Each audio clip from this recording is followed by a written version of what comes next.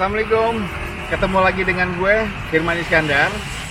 Hari ini gue lagi ada di kebun bibit Dr. Farm yang ada di daerah Cikupa. Nah, di sini kita ada ngelihat bibit-bibit dari durian unggulan. Salah satunya adalah Musangking yang asalnya memang dari Malaysia. Tapi ada satu lagi, kita juga ngelihat di sini bibit dari Indonesia, yaitu montong oren atau yang disebut bawor dari Banyumas.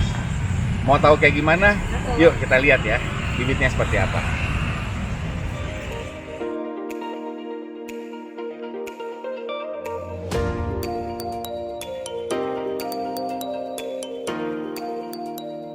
Ya, ini perkenalkan Pak Haji Masri selaku pengelola pembibitan durian di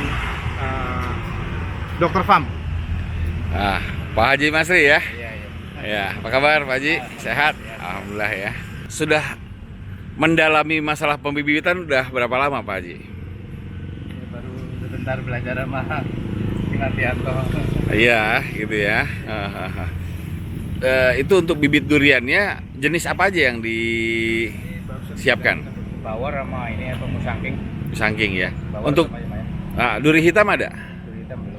Belum ya? Baru 2 jenis aja ya? Ini yang dari mana? Kemeranjen. Meranjen? Banyumas. Banyumas ya. Langsung dari sana ya. Ini bibit-bibitnya ini berapa lama? Udah berapa lama bibit-bibitnya? Sekitar yang kecil ini udah sekitar 6 bulanan. 6 bulanan. Untuk yang besarnya? Yang besar sampai yang besar 2 meter udah 2 tahunan. 2 tahunan itu ya, gitu ya. Tapi kondisi gimana? Bagus? Ya, alhamdulillah. Ini stres, Untuk yang ini? ini stres pindahan dari lokasi ini pindah ke Taman Hias. Oh, dari posisi Iya, di Caputing. sebelumnya Iya. di daerah mana itu? Daerah 3 km dari sini. 3 km dari sini ya, masih stres ya, gitu ya. stres. Tanda stresnya masih seperti ini ya. Iya. Tapi nanti ini tumbuh kembali nih, Tunggu ini apa? Daun kecil-kecil lagi. daun kecil-kecil lagi ya. Itu yang stres-stres ya. Tetap bisa dikembangkan lagi ya, Pak Haji ya. Kita baru persiapan pembibitan untuk kebun kita sendiri sebenarnya. Ini, Oke. Kita bawa bibitnya ini dari, kalau bawor kan memang dari Banyumas ya, dari Kemeranjen. Nah, ini kita persiapkan untuk rencana penanaman kita selanjutnya, dan juga kita memang juga tawarkan untuk kepada kalau umpamanya ada orang yang berminat untuk membeli bibit untuk kebunnya. Jadi ini baru kita lakukan pemindahan dari karantina ya, baru sekitar 2 minggu. Jadi memang masih rata-rata masih stres. Stres karena memang proses selalu stres biasanya sampai 1 bulan lah. Sampai 1 bulan sampai nanti tumbuh tunas baru. Gitu ya. Iya, jadi butuh. Setelah tunas baru, daun-daunnya mulai baru keluar mulai, lagi. ya, karena kita ini.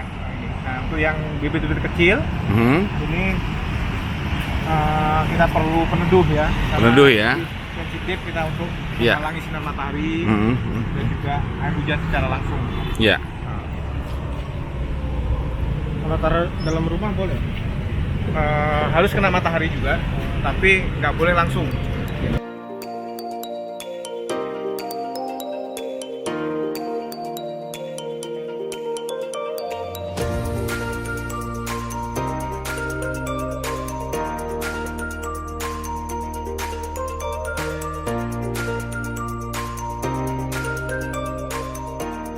Pak Haji, ini yang besar di sebelah sini ini usia berapa tahun ya?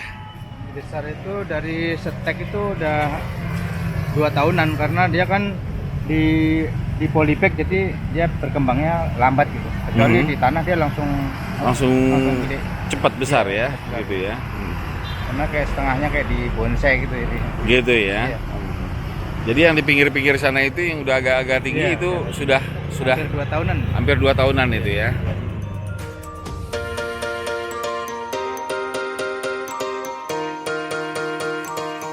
Nah ini nih guys yang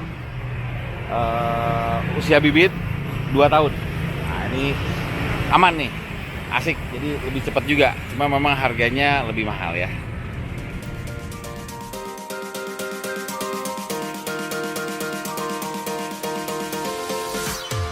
Mas Marianto, ini kan bibitnya ada di sini siapin untuk musangking dan bawor ya. Ciri-ciri musangking seperti apa dan bawor seperti apa? Ya sebenarnya dari sisi fisik kelihatan sih kalau umpamanya ada dua gitu, kita bisa membedakan dengan sangat jelas. Ini musangking. Musangking, karakter daunnya dia lebih apa namanya lonjong, panjang. Itu cenderung warnanya agak kuningan. Kuningan ya. Nah ini adalah bawor. Bawor Yang lebih jauh dan karakter daunnya itu membulat lebih ya. pendek. Nah ini kalau secara dari kalau bahasanya morfologi daun lah. Morfologi daun ya, gitu ya. Kalau ini usia berapa ini dari sejak ini dari biji atau dari apa? Semua dari biji. Semua dari biji. Setek ini. Oh, di setek ya. Disambung dengan sambung ya. Ini kan masih ada kelihatan sambungannya. Iya. Ini baru usia sekitar 3 bulan. Ini usia 3 bulan 3 ya. 4 bulan lah ya. Ini masih ada kelihatan ya sambungannya ya. 7 bulan. Oh iya ya, ini udah ini yang 6 bulan 7 bulan. Sambung maksudnya gimana? Ini disambung. Jadi ini biji apa saja, biji asal. Nah, kita masukkan terus ditumbuhkan bijinya. Setelah nanti batangnya cukup besar, nah kita sambung dengan bawor. Jadi kita harus syarat pembibitan kita harus memiliki pohon induk. Jadi kita sudah memiliki pohon induk besar, tapi pohon induknya nggak di sini, itu di Kemerajen, di Banyumas. Dan itu kita sambung. Nanti kita secara khusus nanti bisa membahas tentang bagaimana pembuatan bibit. Tapi ini adalah bagian atas, ini adalah bawor. Nah di bawahnya ini bisa apa saja. Gitu ya. Jadi inilah salah satu kompromi untuk mendapatkan bibit yang bawor yang sesuai dengan aslinya, sesuai karakter bawornya, akan tetapi mendapatkan akar dari biji yang memang memiliki tingkat pertumbuhan dan perakaran yang bagus. Jadi ini adalah kombinasi. Tujuan dari menyambung. Karena kalau biji ditanam, meskipun kita makan biji dari bawor, umpamanya kita tanam, kalaupun tumbuh itu belum tentu hasilnya nanti itu seperti karakter aslinya bawor, bisa menyimpang kalau biji. Nah tapi kalau ini sudah pasti ini bawor gitu ya. Karena sambung ya, makanya okulasi atau sambung pucuk ya. Sambung pucuk dengan ujungnya bawor. Jadi kita bisa membuat apa saja. Kalau biji bawahnya semuanya apa saja. Kalau kita punya pohon hidup bawor, kita bisa sambung dengan bawor. Kalau kita punya pohon hidup musangking, kita bisa sambung dengan musangking. Dan begitu juga dengan varietas-varietas yang lainnya.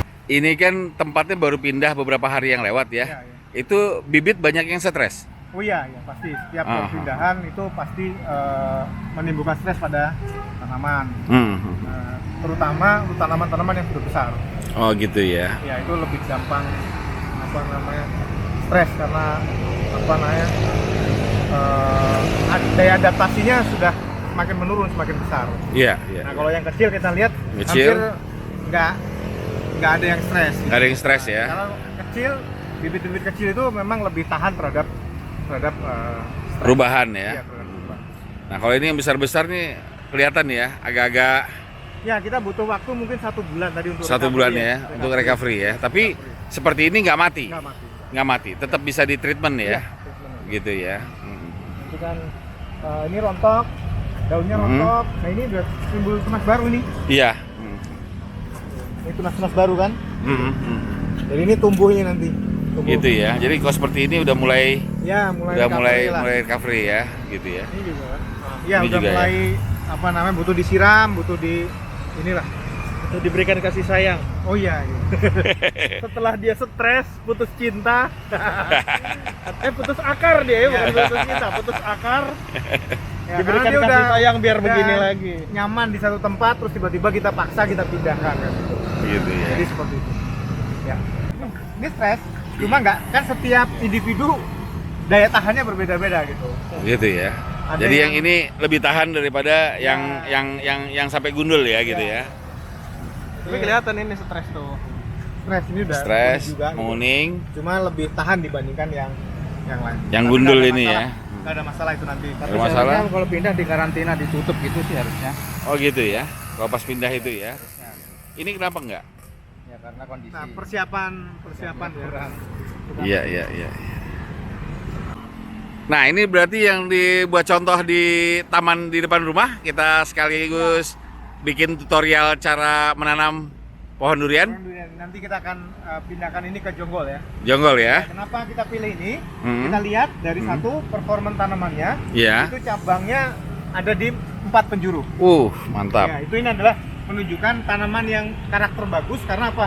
Nantinya dia akan memiliki cabang yang akan menyebar ke 4 penjuru angin. Oh gitu ya. Sehingga ini adalah bakal penyangga buah ke depan. Oke. Jadi kita akan mendapatkan buah yang lebih banyak. Banyak ya. Karena ada 4 arah mata angin. Nah ini bibit bawor ya Mas ya. Jadi seperti yang tadi dikupas lebih membulat ya. Iya, lebih membulat dan warna daunnya lebih hijau tua. Lebih hijau tua, cakep gitu ya. Nah, kalau kita mau tanam pohon durian itu, kenapa sih harus pilih bibit yang unggul?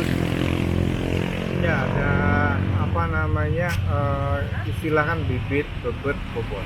Nah, kenapa bibit itu ada di pertama? Karena bibit itu genetika, gen. Oke. Itu menentukan 50% sampai 60% tanaman ini mau jadi apa. Jadi ini kalau nanam emas ya tumbuhnya emas. Lah bibitnya emas bukan. Ya. Jadi kita bisa berharap emas. Nah, itulah kenapa pemilihan bibit itu menjadi sangat penting. Terutama tadi jenisnya apa. Kalau kita karena setiap bibit itu memiliki karakter yang berbeda-beda. Berbeda-beda juga ya. Nah, umpamanya kita tadi musangking, kita membutuhkan tanaman. Kenapa sih pilih musangking? Ya, karena kita melihat bahwa musangking sudah terbukti dengan rasa. Jadi karena rasa ini memang bawaan dari gennya si musangking. Iya. Nggak bisa di ini. Jadi karakter warnanya kuning, buahnya kalau kita maksimalkan perawatannya, terus rasanya kuat, apa namanya manis kepahitan. Iya. Gitu. Nah itu memang menjadi karakter dari musangking dengan besar buah antara bisa 2 kilo ke atas, ada yang sampai 3 kilo bahkan ada lebih dari 3 kilo. Jadi itu salah satu kenapa pemilihan bibit itu menjadi penting ditentukan dari awal. Oh ya. Asik ya, kita ngobrol-ngobrol tentang bibit, jadi tahu cara milih bibit yang baik dan benar ya, Mas ya. Bi, setelah ngelihat kebun bibitnya dari Dr. Farm, gimana? Bibi ngerasanya pengen nanam durian di kebun sendiri gimana? Ya, menurut saya lihat kayak gini, terus tadi dijelasin kalau yang tanaman dongkelan itu bisa stres gitu kan, kalau yang di polybag itu bisa lebih bagus, tapi ada kekurangannya. Kalau dari polybag kan lebih kecil, lebih lama. Kalau udah yang dongkelan ini mungkin usianya 2 tahun 3 tahun kemudian sudah bisa berbuah, tapi kan ada challenge-nya kayak stres ini kan. Nah kalau orang nggak ngerti kan kita ngelihat habis beli ya mati semua gitu kan. Kalau ini kan kita udah tahu, oh ini stres, nanti di treatment dia bisa hidup lagi. Jadi kita nggak khawatir kalau udah tahu ilmunya kayak gini sih. Gitu ya. Lebih apa ya? Tadi sih ngeliatnya juga kalau yang dongkelan ini kita udah bisa ngebaca tuh, udah arahnya udah 4 mata angin belum, katanya kalau yang udah arah 4 mata angin kan pasti dia berbuahnya akan lebih lebat. Jadi ya masing-masing ada kekurangan kelebihan lah antara yang di polybag dengan yang dongkelan ini. Tapi dengan adanya ilmu tadi kita jadi nggak takut beli yang dongkelan. Lebih percaya diri ya Lebih sekarang pede, ya. Iya, nggak takut lah kalau tiba-tiba rontok semua, kita nggak stres. Wah stres nih, ini mahal-mahal. Ya kan? Iya. Ya, ilmu ini oke banget sih. Oke banget ya. Jadi yakin ya kalau bisa mau nanam emas bisa buah emas gitu ya. Iya, Yakin bener, ya. Yakin dong. Mas, gue mau nanya, kalau nyari bibit yang bagus itu ya, gimana sih gue tahu bahwa bibit itu bagus atau penjual bibit ini bermutu lah bibit dia. Nah itu ciri-ciri gimana tuh Mas? Ya, yang pertama asal usul. Karena bibit harus asli. Asli itu maksudnya benar. Kalau dia jual bawor itu memang bawor.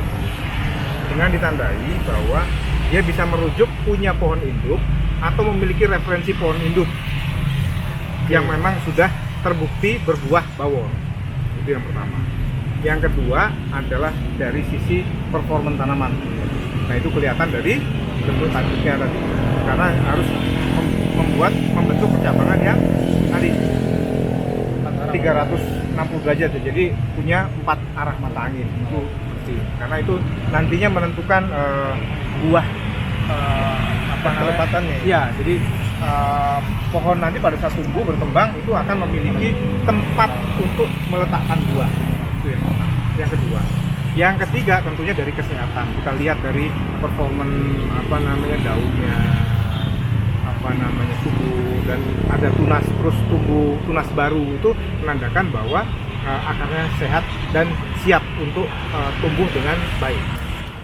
Sahabat durian lover, tadi kita udah ngobrol-ngobrol, bincang-bincang dengan Mas Pardianto dari Dr. Farm bahwa bibit unggulan itu seperti apa dan bibit yang sehat seperti apa, cara kita memilih bibit seperti apa. Tonton terus video-videonya Durian Lover Indonesia dan jangan lupa subscribe ya. Kita ketemu di video selanjutnya. Ciao baby. Ya.